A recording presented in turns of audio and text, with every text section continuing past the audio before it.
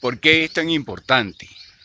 Para mí, o observo yo que es tan importante, definir una estructura, definir estructuras de conducta en el plano general de la sociopolítica y filosofía. Y es porque, bueno, de alguna manera observa uno que hay patrones que se repiten en acciones, en situaciones políticas, en una actitud recurrente. No soy yo el primero que lo hace, lo han hecho otros filósofos. Lo cierto es que a lo largo de la historia el sentido de estos videos de alguna manera nos lleva a observar que hay una estructura de conducta que se observa en esa asociación que hay entre Cristo y los estoicos y el budismo. Son tres formas de religiosidad, de ritual, que se parecen en el desapego y en una noción de Dios que implica entender y sentir al otro, aprender a sentir al otro, como un proceso. En las tres, el reconocimiento del otro, el despojarse de todo, de lo más posible, para poder sentir a los otros, pero como una ascesis, no como un altruismo, sino porque así uno se nutre y crece y entiende, y por lo tanto gana en la medida que entiende su contexto, y que no hay nada que facilite más la felicidad que entender el contexto, o sea, mucho más que el dinero, aunque el dinero no deja de ser parte de lo que se necesita. Entonces esa estructura uno la observa evolucionando en personajes como Cristo, San Agustín y San Francisco de Asís. Y ese San Francisco de Asís era precisamente uno de los primeros hijos de burgueses, de la naciente burguesía, hippie, se puede decir, ¿no? Como la contracultura que después se va a ver en los años 60 y 70, denominada así, y que aparece así también, incluso la explica, está un buen libro para entenderla, es de El rock a la contracultura, o algo así se llama, de Luis Brito García, que explica ese proceso en ese periodo propiamente dicho. Pero yo observo que evoluciona, deviene, y que ancestralmente siempre ha habido una derecha, lo que se puede llamar una derecha, muy apegada al poder, ¿no? Solo a partir, y otra tendencia, que era la contracultura. Luego aparece la izquierda, después de ciertos siglos, y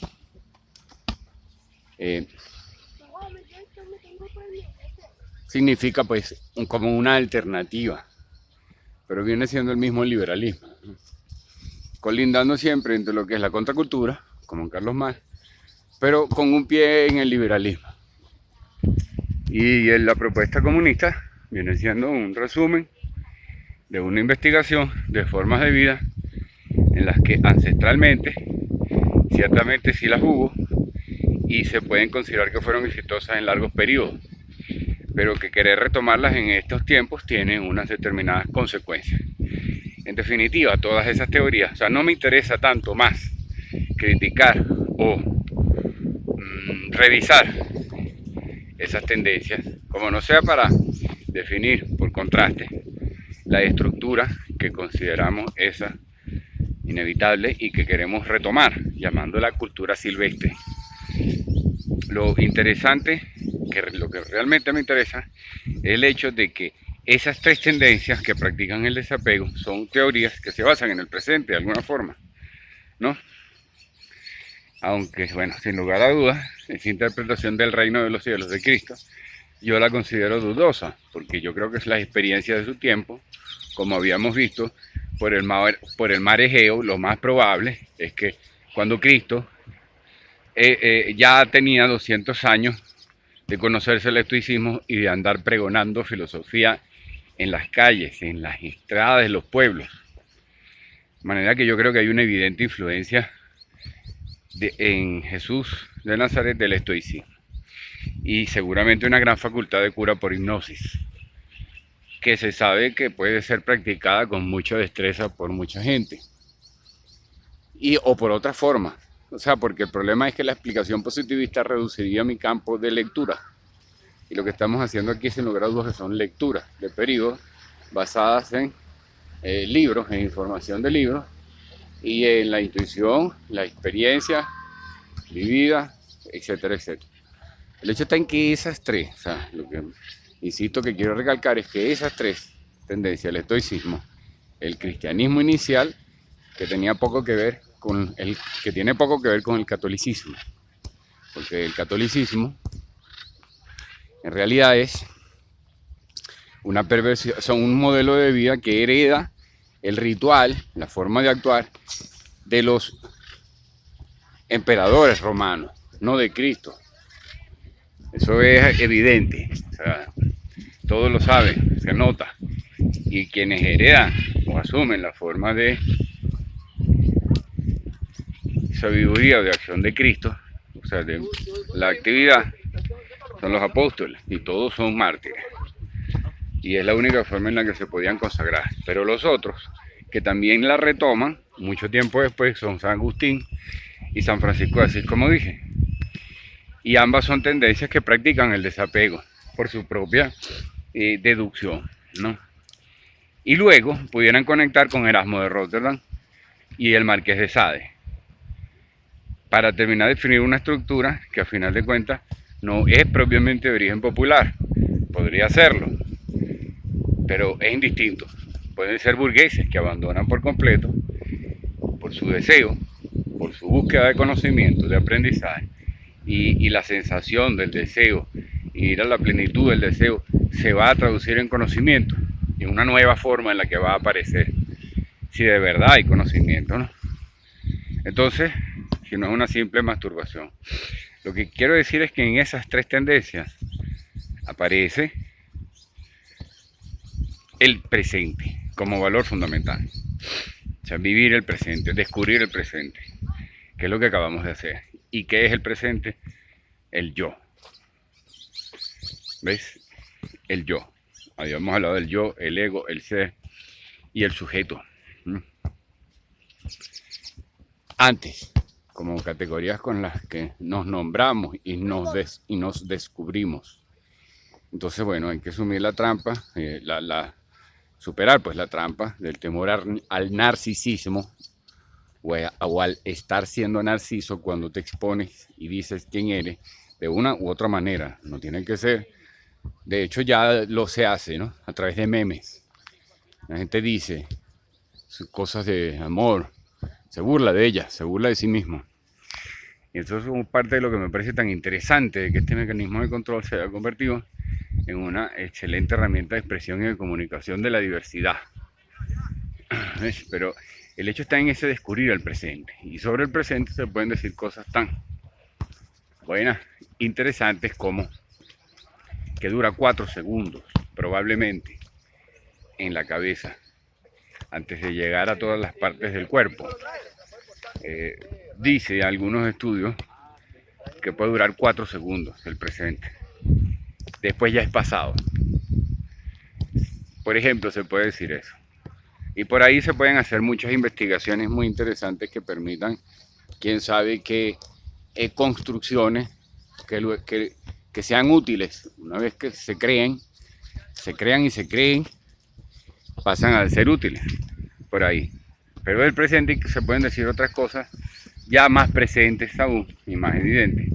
Son las condiciones del contexto. Y en ese contexto pues hay una relación de inversión en la industrialización y en lo que se tenía como bueno durante el positivismo y desde el tiempo en que venimos. O sea, que ya producir en sí mismo no es bueno. No puede ser tenido como bueno. O sea, quedan las preguntas de si lo haces explotando, de si realmente estás produciendo un valor que revierta, reinvierta aquello que se ha invertido en ti, o sea, que transforme, que estés retribuyendo de alguna manera la sociedad o la cultura lo que se ha invertido en ti, es decir, una serie de rigores que va imponiendo una axiología moral en el presente. Esa es la cosa. Y ahí es donde aparece una paradoja.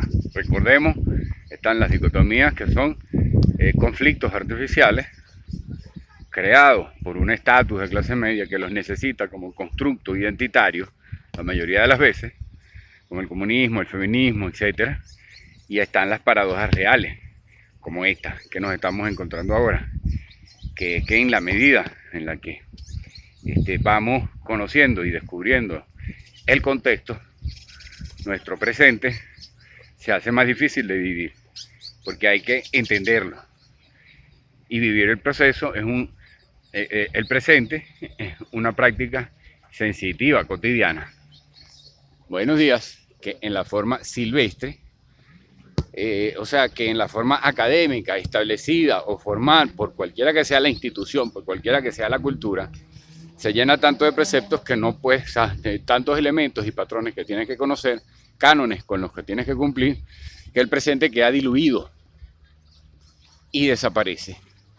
Desaparecen un montón de fórmulas y lugares comunes, que es el trabajo del filósofo. O sea, el trabajo del filósofo es revisar lugares comunes, amaquearlos, y el trabajo del poeta se mezcla con el trabajo del poeta, que es decirlo de otra manera, para volver a conectar con un significado. Porque es como que si la palabra tuviera un periodo de duración, igual que las frutas. Llega un momento en que pierden el significado y quedan siendo como un cliché. Y luego puede pasar a ser hasta un fetiche. Es decir, algo que despierta un deseo fantasmal, no producido por nada. Entonces todo eso es posible cuando uno se pone a analizar el presente. Pero el presente dice una cosa más concreta. Además, o sea, que hay que investigar, ¿no? También. Y se genera esa tensión y esa paradoja de cuando oigo el presente y cuando estudio. Lo estudio, pero una de esas que tengo que estudiar es una situación sociopolítica en la cual ya somos así, comunicándonos. Y podemos hasta transmitirnos diferentes formas de ganarnos la vida. Bueno, me disculpan ese pequeño, tengo unos problemas de alergia muy recurrentes. Estos días mi nariz parece que no está hecha para el trópico. Jamás debí dejar de inhalar cocaína, porque me empezó a dar más alergia. Bueno, esa realidad sociopolítica nos obliga a participar de alguna manera. Y la maravilla del asunto está en que estas puedan ser formas de esa participación.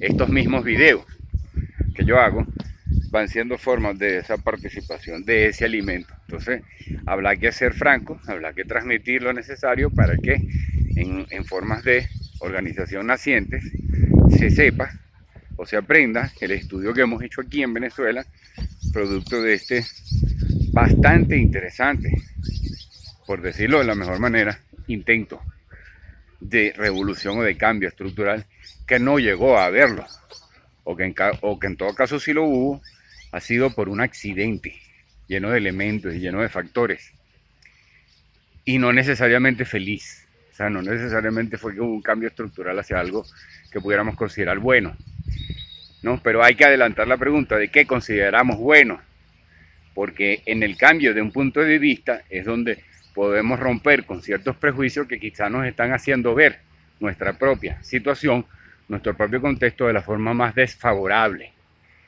¿Ves? Entonces ahí es donde yo creo que el inconsciente al que se refieren los psicoanalistas puede ser sustituido por una figura con la que convivimos y la que podemos leer constantemente y que en realidad frecuentemente nos está ayudando a ser más sensatos que la misma herencia positivista, lineal, moderna e industrial.